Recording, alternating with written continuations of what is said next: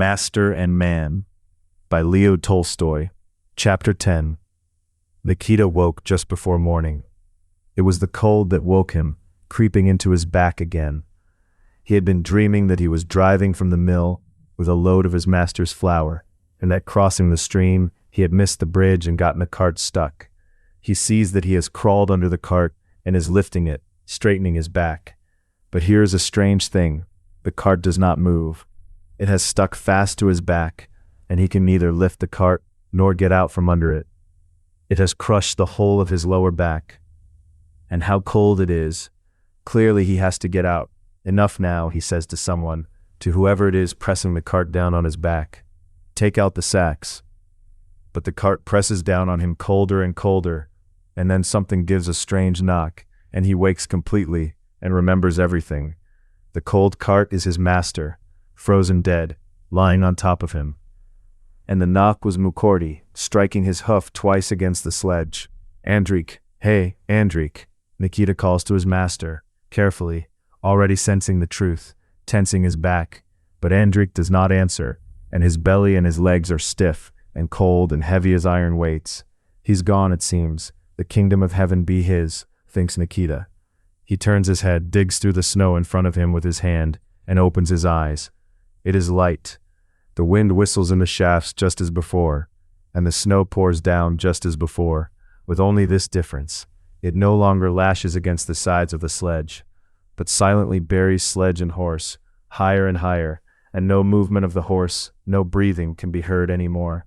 Frozen too, most likely, Nikita thinks of Mukorty, and indeed those hoofbeats against the sledge, the knocks that woke Nikita, had been the dying efforts of Mukorty, already stiff with cold, to keep on his feet. Lord, Father, it seems you're calling me too, Nikita says to himself. Your holy will be done. But it's frightening. Well, a man doesn't die twice, and he can't escape dying once. Only let it come soon. And he tucks his hand back in, closes his eyes, and sinks away, fully certain that this time he is truly and finally dying. Not until midday the next day did the peasants dig Vasily Andreich and Nikita out of the snow with their shovels, 70 yards from the road and half a verst from the village. The snow had drifted higher than the sledge, but the shafts and the handkerchief tied to them could still be seen. Mukorty stood belly deep in snow, all white, the breeching and the coarse cloth slipped off his back, his dead head pressed against his stiffened throat. Icicles had frozen at his nostrils, and his eyes were coated with frost, frozen over too, as if with tears. He had wasted away in that one night, until nothing was left of him but skin and bones.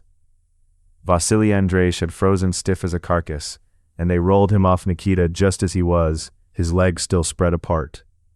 His bulging hawk eyes were frozen over, and his open mouth under his clipped mustache was packed with snow. But Nikita was alive, though frostbitten all over. When they roused him, he was certain that he was dead now, and that what was happening to him was happening not in this world but in the next. But when he heard the peasants shouting as they dug him out and rolled the stiffened Vasily Andreich off him, he was surprised at first that in the other world peasants shouted just the same, and that the body was the same kind of body. Then, when he understood that he was still here, in this world, he was more sorry than glad, especially when he felt that the toes on both his feet were frozen.